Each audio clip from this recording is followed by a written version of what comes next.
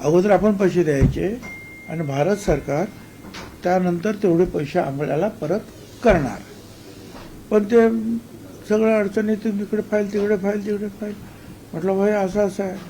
त्यांनी माझ्यासमोर फोन केला आणि सांगितलं भाई रिएम्बर्समेंट होणार आहे याची आणि धान खरेदी झालेला आहे किंवा मका खरेदी झालेला आहे. मंत्रिमंडळामध्ये सुद्धा मंत्री याच्यावर चर्चा करतात. तर ताबडतोब ती फाईल कुठे ती शोधा आणि त्याप्रमाणे ते पैशाचे अदा करा. साधारणपणे किती पैसे मिळणं बाकी आहे, केंद्राकडून किती पैसे आपल्याला येणं बाकी आहे, या संदर्भात काही आकडेवारी समोर आली? माझ्याकडे आता आकडेवारी असं काही नाही आहे, कारण महाफेड, आदिवासी आणि पणन अशा 3-4 लोकांकडून जे आहेत ना वेगवेगळ्या प्रकारे जे आहेत ते मका गोळा करणं म्हणजे विकत घेणं, त्याच्यानंतर धान विकत घेणं शेतकऱ्याकडून, तर ही सगळे काम करत असतात.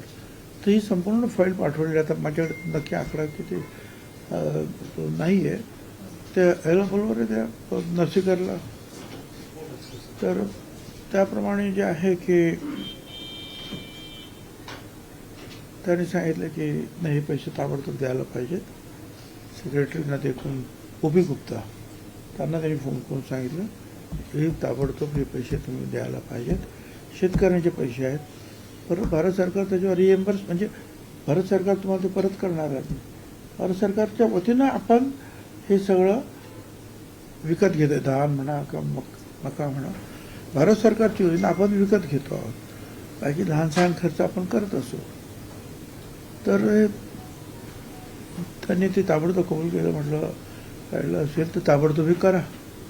त्यासाठी मग तिकडे आम्ही गेलो म्हणजे सांगितलं ते आपले धान खरेदीची वगैरे किती पैसे फाईल आहे ती काय माहिती? 3214 कोटी.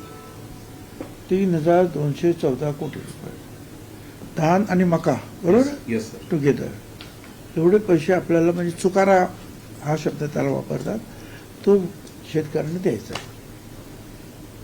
ते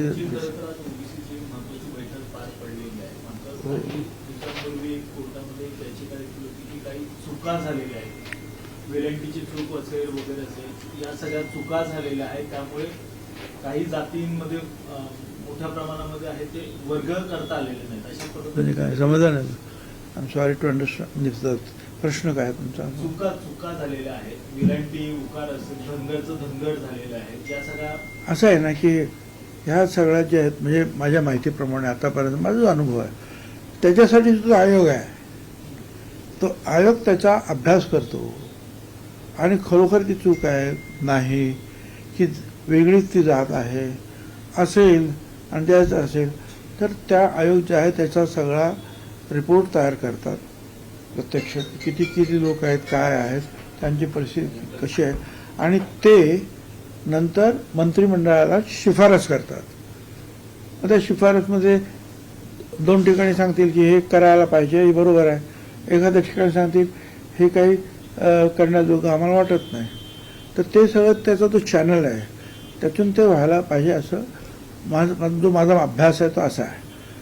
तर ते करतील. आता माजी मंत्री सुबोध सावजी यांनी अशी एक मागणी केली. सुबोध सावजी साहेब मागणी अशी केली की सध्या देशावरती आर्थिक संकट आहे, त्यामुळे आजी माजी आमदार खासदार यांचं 1 वर्षाचं वेतन किंवा मानधन जे आहे हे गोठवण्यात यावं. अरे गोठवण्यात आलं तर अगोदर ते त्याच्यातल्या अनेक आमदारांना जे आहेत ना तर काय अडचणीची परिस्थिती आहे काय सांगायचं.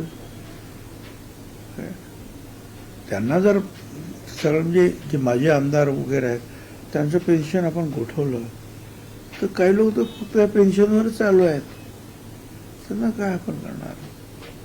राष्ट्रवादी काँग्रेस पक्षामध्ये मागच्या काही दिवसांपासून ज्या घडामोडी घडतायत, खास करून राष्ट्रवादी काँग्रेस पक्षात 2 महत्त्वाच्या नेत्यांबद्दल खूप प्रचंड प्रमाणात चर्चा आहे की ते पदावर नाही आहेत. नेमके